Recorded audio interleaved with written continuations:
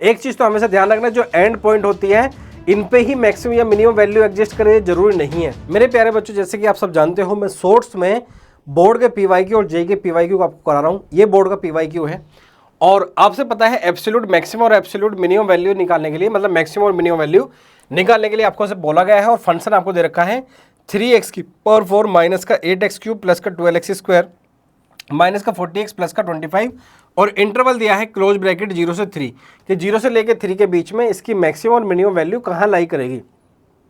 एक चीज तो हमेशा ध्यान रखना, जो एंड पॉइंट होती है इन पे ही मैक्सिमम या मिनिमम वैल्यू एडजस्ट करे जरूरी नहीं है। कुछ इनके बीच के भी पॉइंट हो सकते हैं जिस पर मैक्सिमम या फिर मिनिमम वैल्यू एग्जिस्ट करती है। उसके लिए डेरिवेटिव करना पड़ेगा और डिफरेंशिएशन को जीरो को इक्वलिब्रेट करना पड़ेगा और वहां से आपके पास में एक पॉइंट आएगा। अब आपके पास में 3 पॉइंट हो गए प्यारे बच्चों, एक 0 हो गया, फिर एक बीच में 2 हो गया और एक बीच में आपके पास में 3 हो गया। अब ये 3 पॉइंट होंगे तो इन्हीं पर मैक्सिमम और मिनिमम वैल्यू एग्जिस्ट करेगी।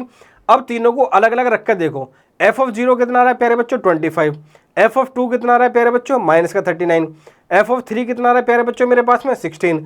तो 0 रखने पे वैल्यू कितनी आई 25, 2 रखने पे वैल्यू कितनी आई प्यारे बच्चों 39 और 3 रखने पे वैल्यू कितनी आई प्यारे बच्चों मेरी 16। लेकिन हमसे क्या पूछा गया था, मैक्सिमम और मिनिमम।